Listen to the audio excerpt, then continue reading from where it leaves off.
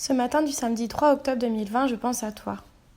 Cher Alfred, comme tous les jours depuis que je t'ai rencontré un certain mardi 7 juillet 2020, mes pensées sont tournées vers toi. Tu n'es pas à mes côtés, et ça me rend si triste. Tu me manques beaucoup et j'aimerais tant passer mon temps avec toi. Comme souvent, je me suis réveillée ce matin aux aurores, malgré mon coucher tardif et festif, et je me suis dit que toi aussi tu devais l'être. J'ai pensé que si tu étais là, l'un de nous se serait levé pour aller chercher un petit déjeuner. J'ai réalisé que ce ne serait pas tout de suite, que je pourrais de nouveau goûter au plaisir d'un pain au chocolat et d'une tranche de bébé meule. Mon ventre est tellement noué. Si tu étais là, je te raconterais que finalement j'ai décidé d'aller essayer de nouvelles bottines. J'ai trouvé un magasin qui propose des bottines semblables à ma paire fétiche. Je vais y aller pour 11 heures. Cette histoire t'aurait probablement ennuyé, mais elle revêt une grande importance pour moi, puisqu'avec cette pluie qui martèle le sol, j'ai les chaussettes et les pieds mouillés et je me dis que cela favorise les risques de mycose, etc. Et que tout cela n'est pas très hygiénique. J'anticipe également une fermeture des bars et ainsi de grandes économies en perspective. D'un autre côté, je suis effrayée des conséquences qu'aurait une telle mesure pour toi. C'est donc le moment d'acheter de nouvelles bottines vertes et de tourner la page de mon ancienne paire, de la mettre au placard en soi. Je t'aurais également raconté que j'ai passé un après-midi et une soirée super hier.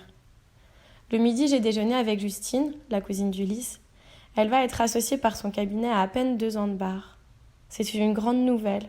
Nous avons beaucoup rigolé en évoquant la grande crise de mardi et conclu que c'était tout à fait moi en crise d'auto-sabotage. Qu'ensuite, il était temps que je travaille sérieusement sur moi, puis que ce n'était pas si grave, puisque nous étions des êtres humains et que Justine aussi pétait des câbles contre Simon pour rien quelquefois et que finalement, c'est aussi pour ça que mes amis m'aimaient tant et me trouvent si attachante. Mais que d'un œil extérieur, au vu des messages envoyés, n'importe qui dirait que je suis dingue. Elle m'a raconté aussi que 2 mois après son début de relation avec Simon, elle avait souhaité le quitter car elle se sentait emportée par ses sentiments pour lui et avait peur que lui la quitte. J'ai aimé cette histoire. Justine et Simon se sont mariés l'année dernière à Vébron et sont ensemble depuis 12 ans. J'ai ensuite rejoint Olivier. J'avais posé mon après-midi et lui aussi, par hasard. Nous avons beaucoup parlé et j'ai passé un bon moment, au calme, qui m'a rappelé les années de licence et ce temps qui passe sans que l'on s'en préoccupe. Cette insouciance d'un après-midi passé avec un ami à regarder la pluie tomber à la terrasse d'un café. Olivier a eu un nouveau poste à la cour d'appel de Paris. Au parquet des délits financiers et son premier dossier sera l'affaire Tapie. Nous étions vraiment heureux. Le soir, j'ai vu Justine, celle qui était partie travailler à Casablanca, Mona et Mathilde, de l'école d'avocat. Nous avons bu, mais j'ai essayé d'être raisonnable et j'ai beaucoup rigolé. J'ai parlé de nous aussi, de mes 1000 inquiétudes et de ma folie discrète, comme tu l'avais si bien écrit. J'ai adoré ces moments et je me suis dit que cela faisait longtemps que moi aussi, j'avais besoin de ces moments où je suis sans toi avec mes amis et où le temps passe différemment. Qu'un équilibre serait ainsi facile à trouver.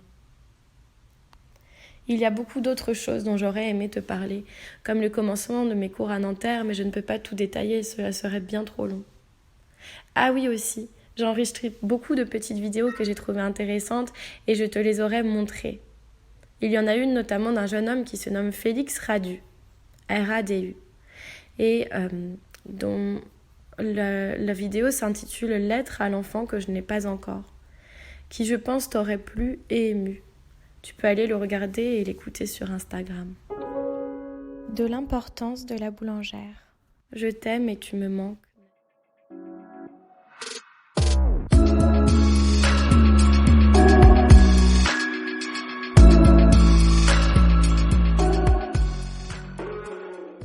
Je suis Ludmila Bernardo et j'espère que cette lettre vous a plu. Si c'est le cas, n'hésitez pas à la partager et à vous abonner au podcast. À la semaine prochaine.